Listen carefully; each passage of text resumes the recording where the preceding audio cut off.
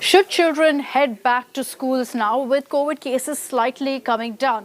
Well, we spoke to AIIMS chief, Dr. Randeep Guleria, on this, and he's got a very interesting view. He says that, yes, it's time to slowly and in a staggered way ensure that kids can head back to schools. He has highlighted how children are deprived and how their normal lifestyle has completely changed, and that's why he has batted for reopening schools. Now, what Dr. Randeep Guleria has said is that schools can be reopened in a phased manner, in the sense that where states and districts have a low caseload, then schools can be opened. But Dr. Randeep Guleria has also made it very, very clear that we must have a very clear and systematic process to ensure that COVID tracking can be done and ensure that children do not get infected in any way, that immediately there must be steps taken to arrest the spread among children.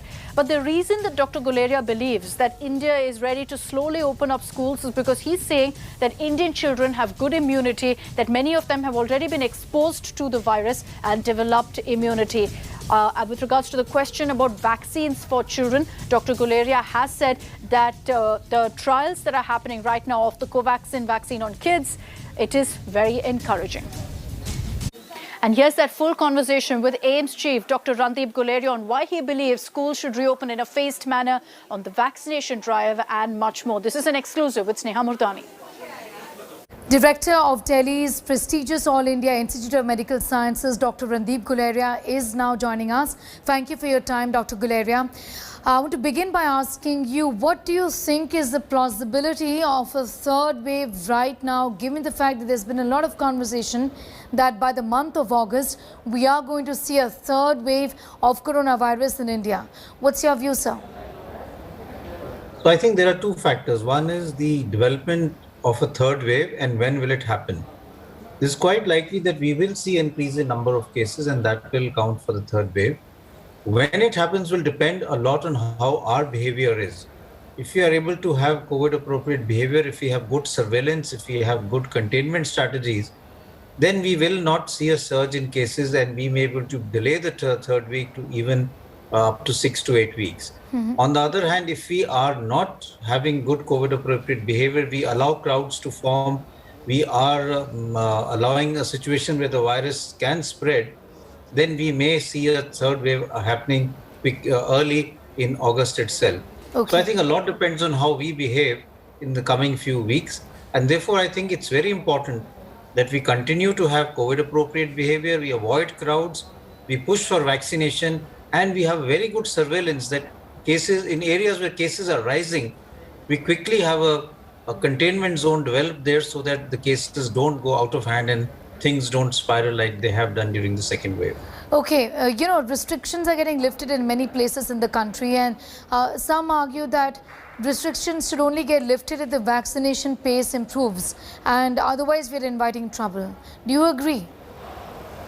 So it's an issue of how do you balance things. In an ideal situation, from the health perspective, I would say yes, we should have restrictions till we have achieved a good amount of vaccinations in the entire population. But that will take a long time, and there's an issue of lives versus livelihood. So it will not be practical in a country like ours. Therefore, we have to balance out vaccination strategy along with lifting the restriction, but to do it in a manner that we are able to have a good surveillance and we can reimpose the restriction in case there is a surge in the number of cases in that given area. So that type of strategy would be more useful. If we have a blanket restriction going on for the next few months, it will have a serious effect on people's livelihood, and I think that may not be good in the long run. All right, you said that it looks like that there will be a third wave in the month of August or so if people do not continue to follow COVID appropriate behavior. Right now what we're seeing is that there is flouting of COVID appropriate behavior left, right and center. The government is also saying it. So does it look like that things will worsen in the next few weeks or so? So I think the first thing to remember is that we haven't really totally come out of the second wave. If you look at the number of cases that we're seeing even now, they range from something around 35 to 40,000 cases a day, which is significant. We haven't really come down to a very low number that we can say that the second wave is over. And we've already started flouting COVID appropriate behavior. If we continue to do that, we are thereby inviting the virus to again spread and cause increase in the number of cases. If that happens, then we are again going to have a huge problem as far as the healthcare infrastructure is concerned. Therefore, I'm again sort of repeating that I would appeal to everyone that we need to be a little bit more patient. We need to wait for some time that till people get vaccinated, till we have good degree of immunity in the population. Only then should we really be in a situation to say that you don't need to wear masks, you can go out. We are not in that situation right now. So COVID appropriate behavior, avoiding crowds, avoiding super spreading events is very, very important currently. An increased mobility that we've seen as opposed to what was happening in the month of May to what has happened a few days ago in hill stations, that is certainly going to lead to a spike. Do you believe that? Correct. So when people start moving to places like hill stations or other areas from different parts, there's a mixing and happening out there. And if one of these events becomes an event where the virus spreads, then these people will carry that virus to the places that they go back to. And in that area, then we could have clusters of cases developing.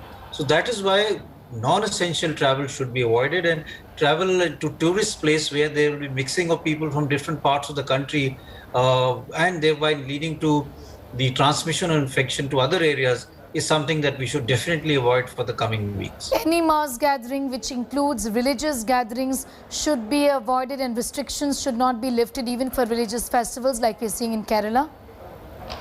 I would think so. I would say this is not the appropriate time. We can have the religious functions and gatherings, but in a with the limited crowd or with full COVID appropriate precautions, rather than doing it at the scale that we were doing it in the past. It's just a matter of time. Once things become better, and they are becoming better if you look at the overall data, we will have a situation where we would be able to come back to having religious festivals with the full fever and with good degree of participation. You know, talking about Kerala, is Kerala seeing the third wave right now, given the fact that there has been a spike in cases? We're seeing about 16,000 new cases in the state. What's your opinion about what's happening here, sir? So there is still an increase in number of cases in Kerala, and this is something that we've seen, that there are states and cities which behave in a different manner. They may have different waves. When we talk of the third wave, we talk of it at a national level. But if you look at it at a regional level, then there are areas where there have been multiple waves. For example, Delhi. Delhi, we could argue, had 4 waves. It had almost 3 waves in the past, and then the 4th wave, which coincided with the second wave that the country saw.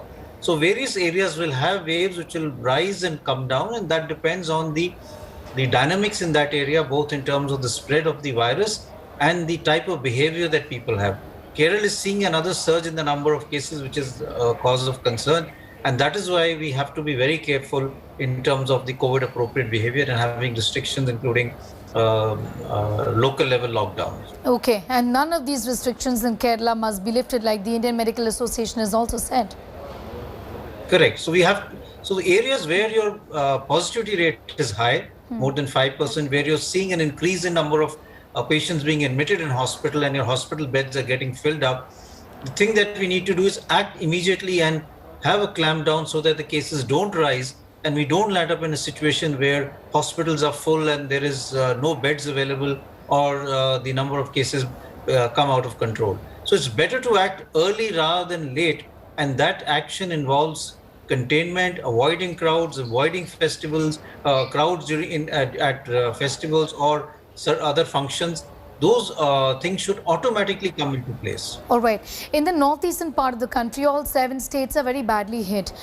Is the second wave really peaking in the northeastern part of the country, and why is there no let up in the last few days? Because this has been consistent, I believe, over the period of 2 weeks or 3 weeks or so, that high positivity rate has been reported in all states of northeastern India, albeit a couple of districts.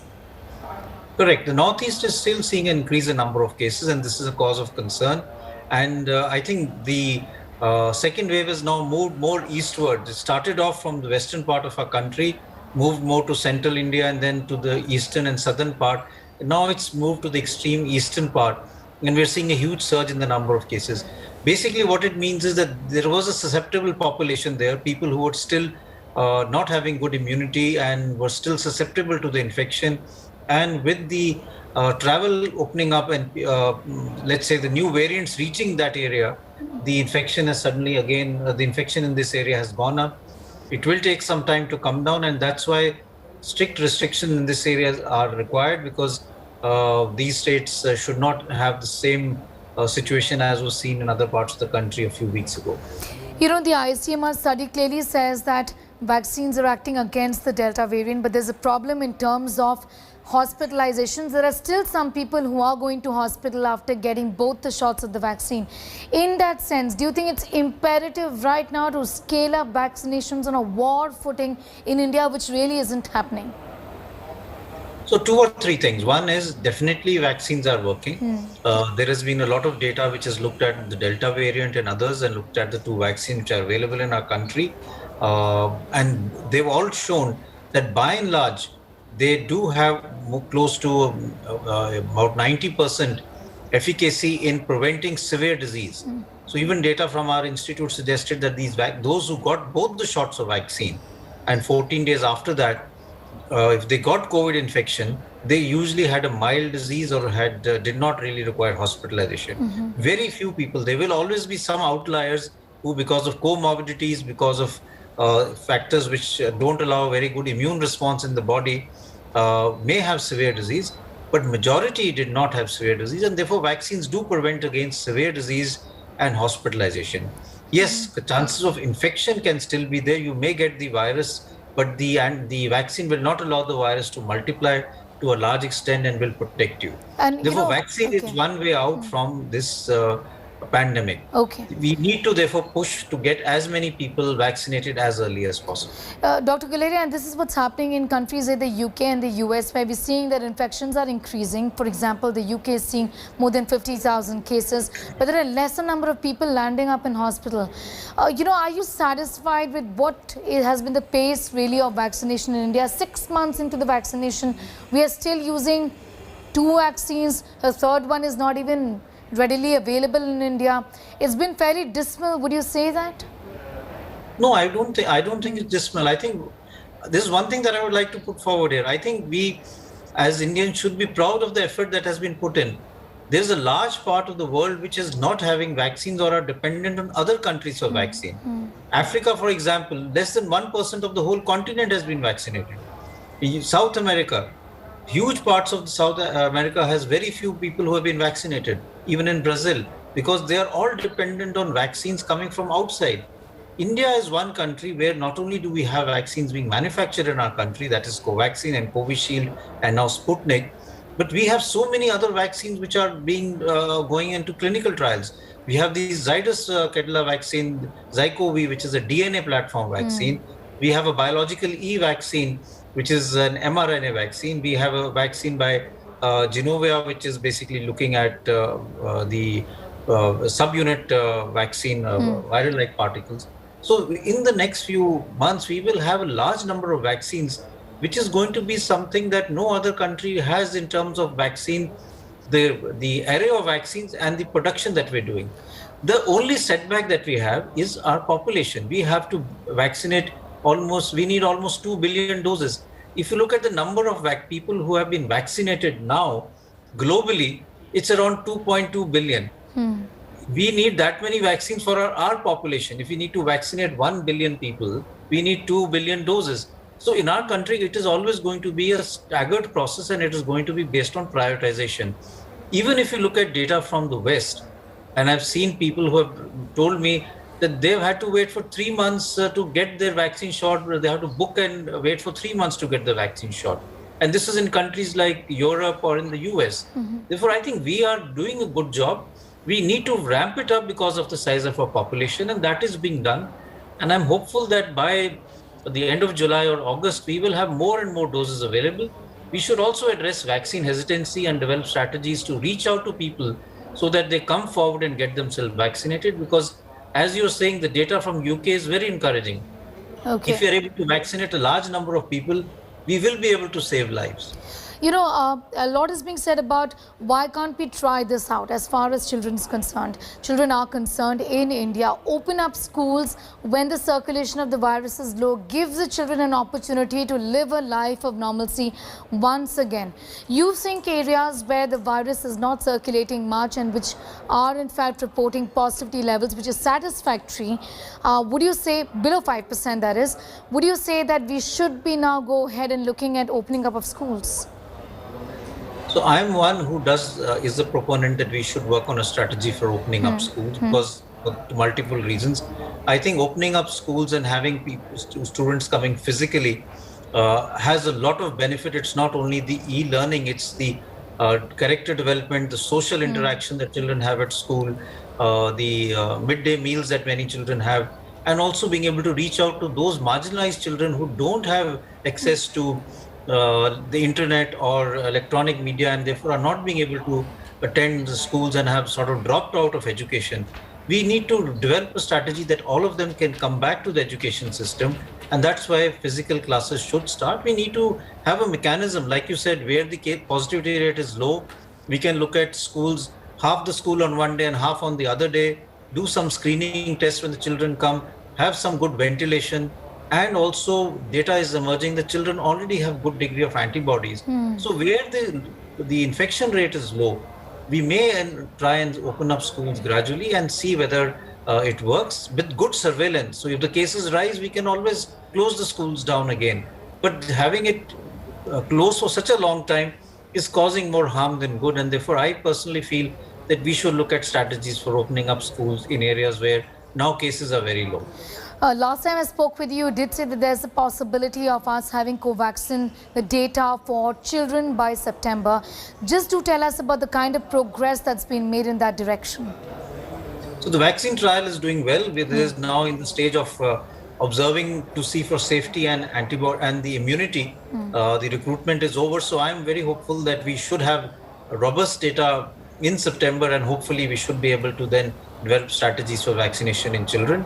Other vaccines are also undergoing the same trials, where one is aware that the Zydus vaccine also has been tried in children. If they get the approval, that vaccine can also be be given to children. And the Pfizer vaccine, once it comes to India, has also been approved by the FDA for children. So things are looking up for children, and we should be able to vaccinate children also. That will also give parents a lot of confidence about sending children to school, and we should be able to do that shortly rather than wait for too long. Okay.